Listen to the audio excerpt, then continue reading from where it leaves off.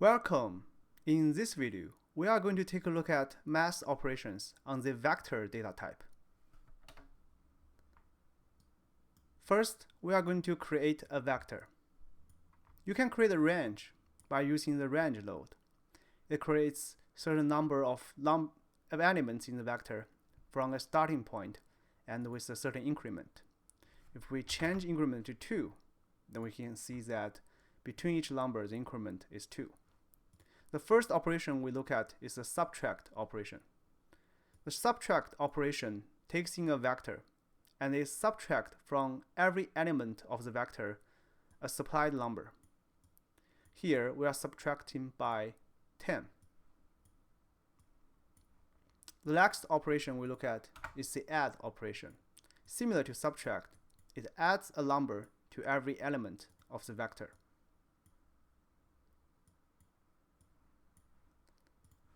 Next, we have divide. Notice that you cannot divide a number by 0.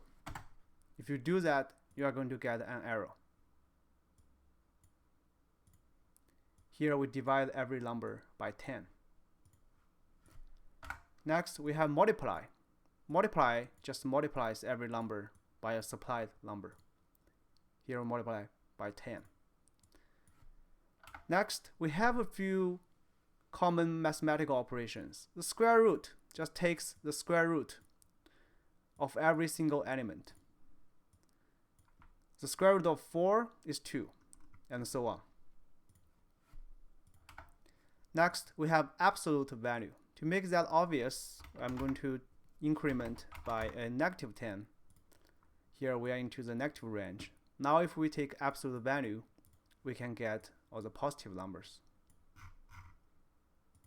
Next, we take a look at some of the modulus functions. So we are going to skip the trigonometry functions for now.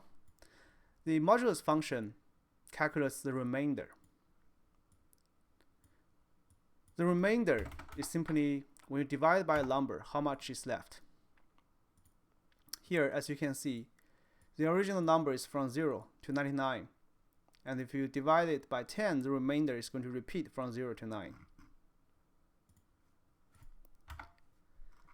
Next, I'm going to introduce a few very basic sinusoidal functions. The sine takes the sine of every element, and it's treating the element as a radians. So if you calculate like this, it's going to get the sine of every number. The result is not very obvious, so what you can do is you can plot it. Here I'm going to put the original range on the x-axis and the result on the y-axis. And you see the kind of like a sinusoidal wave. We can make it more obvious if we do a divide. And we have the original number. We put it inside here. We divide by 10, and we supply that to calculate the sine. And now you can see a more proper sinusoidal function. So that's all the basic math operations on the vector data type.